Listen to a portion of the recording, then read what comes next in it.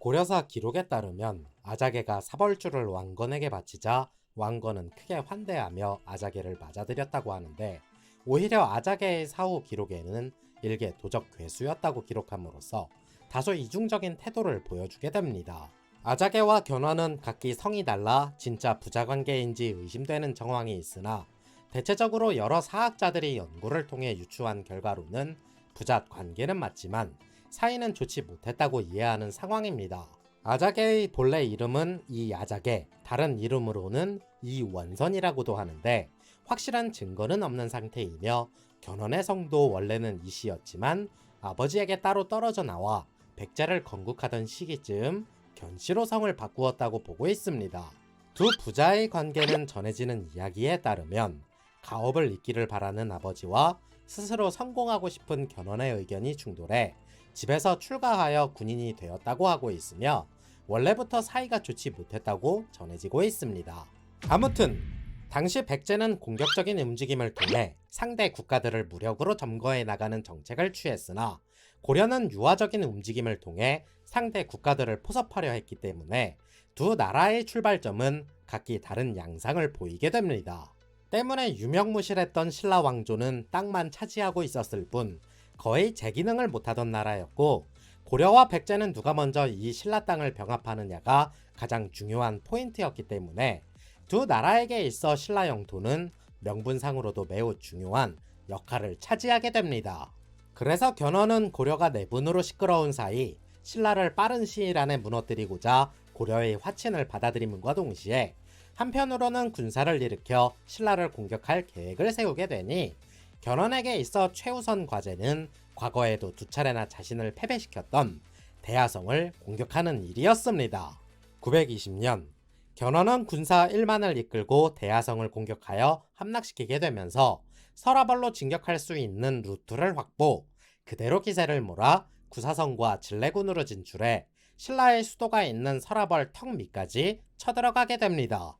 이에 위기의식을 느낀 신라는 아찬 김류를 보내 고려에 원병을 요청하게 되면서, 고려와 전면전이 부담스러웠던 견훤이 군사를 물리며 크고 작은 국지전만 반복되었을 뿐 두 나라가 직접적으로 부딪히는 일은 없었습니다.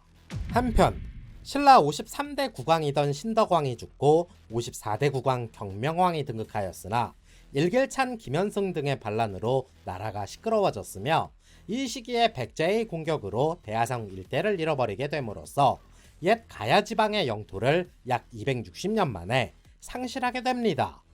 이후 친고려 정책으로 고려와 동맹을 맺어 그 명맥은 간신히 이어갈 수 있었으나, 백제의 침공으로 대하성을 내주면서 수도였던 서라벌을 지킬 최후의 마지노선이 뚫렸으니 신라의 구군은 풍전등화와 같았습니다.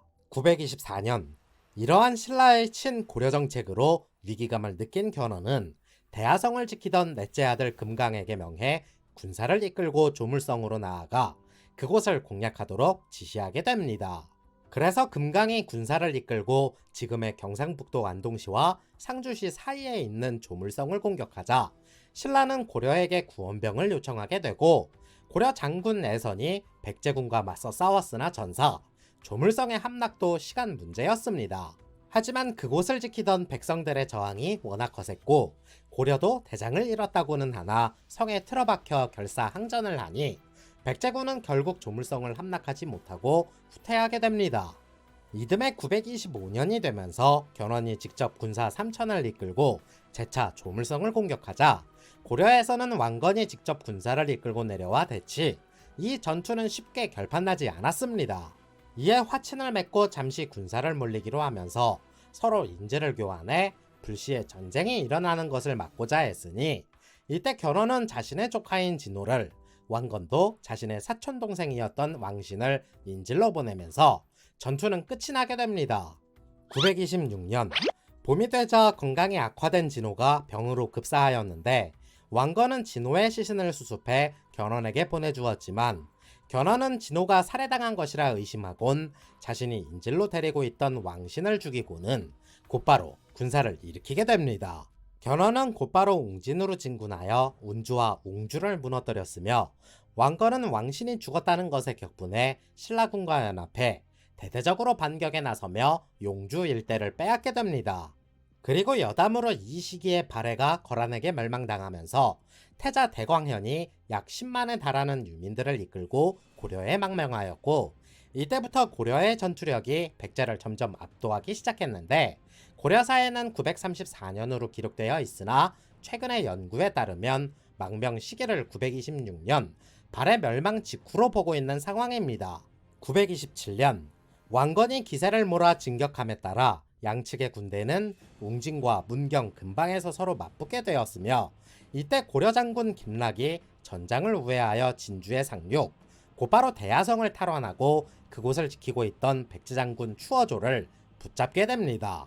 때문에 왕건도 진주까지 남하하면서 영토를 확장하게 되고, 테러가 막힌 견훤은 사태를 극복하고자 한 가지 묘책을 내놓게 되는데, 자신을 포위한 연합군을 상대하지 않고 곧바로 신라의 수도 서라벌로 진격하는 것이었습니다.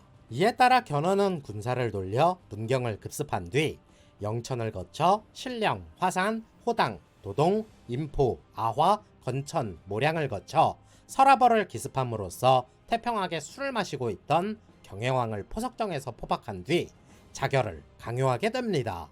그리고 자결한 경혜왕의 뒤를 이어 그의 사촌동생인 김부를 왕으로 옹립하니 이가 바로 신라의 마지막 국왕이 되는 경순왕이 됩니다. 결국 왕건은 시중 공환에게 명해 군사 1만을 이끌고 서라벌로 진격하게끔 하였는데, 이미 견훤은 그곳을 쑥대밭으로 만든 뒤 물자를 약탈해 돌아가던 상황이었고, 왕건은 철수하고 있던 백제군을 뒤쫓아 급습할 계획을 세우게 됩니다.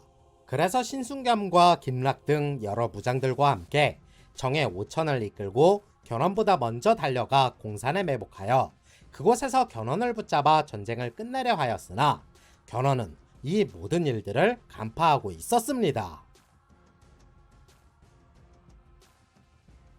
영상이 재밌었다면 좋아요와 구독 부탁드리겠습니다.